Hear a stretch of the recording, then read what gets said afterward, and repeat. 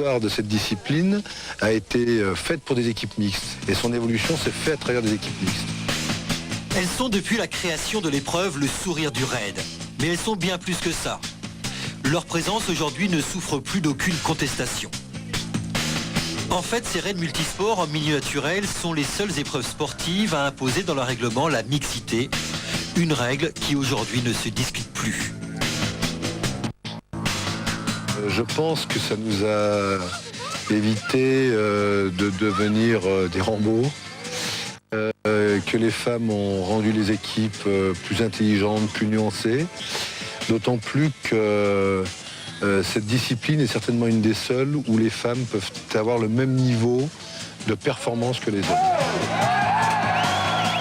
Le 28 avril dernier, 55 femmes réparties dans les 51 équipes participantes se sont élancées de Baka. Baka, petite ville tout au nord du Vietnam, à quelques kilomètres à peine des frontières laotiennes et chinoises.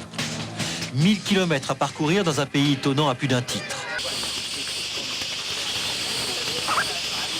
Moi j'ai toujours dit qu'une femme c'était pas le maillon faible et que c'était plutôt de la douceur dans un monde de brutes et que la femme est, je dirais, un élément essentiel, sachant que les donnes de départ sur les premiers raids, ça a été plutôt de s'adapter par rapport à la femme, alors que maintenant on s'aperçoit que les femmes ont leur rôle et ont leur place, je dirais, physique, mentale et morale.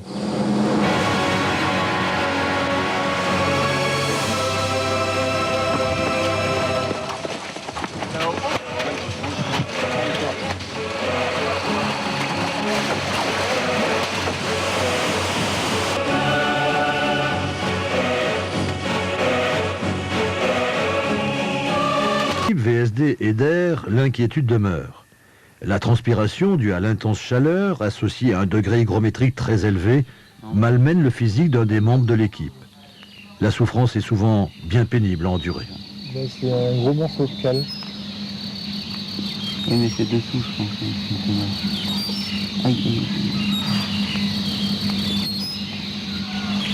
Ah, c'est drôle. Ah oui. Bon, bah nickel, c'était magnifique.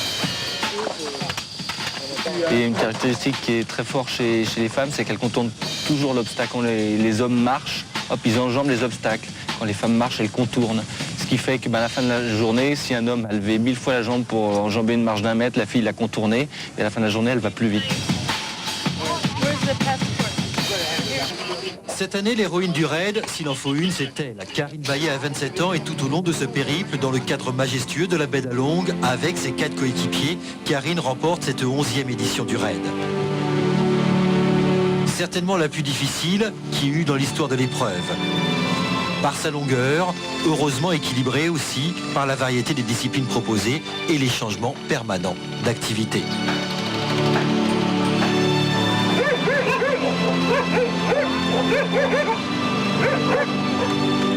6 jours, 19 heures et 14 minutes après avoir quitté Baka tout au nord, l'équipe française VSD Aider franchit en vainqueur la ligne d'arrivée sur l'île de Cat Ba, en mer de Chine. C'est la première victoire française sur l'épreuve depuis 4 ans. Les visages sont marqués par cette semaine d'efforts dans un milieu particulièrement hostile, tout du moins au niveau climatique. Mais ces visages reflètent avant tout un bonheur simple, simple comme les premiers mots de Karine Baillet lors de son retour sur Terre. On savait qu'il y aurait 1000 km, non, je m'attendais à un truc comme ça. Non, je l'avais dans la tête. C'est impressionnant, t'as l'air bien en forme, bien zen et tout ça. Bah oui, ouais. Je l'ai bien vécu. Les Finlandais de l'équipe Nokia terminent 2e à moins de 3 heures de l'équipe française. Air Tips complète ce podium juste devant la première équipe américaine, celle de Parallax. Prochaine édition, la 12e, dans un an et dans un pays totalement différent, le Kazakhstan.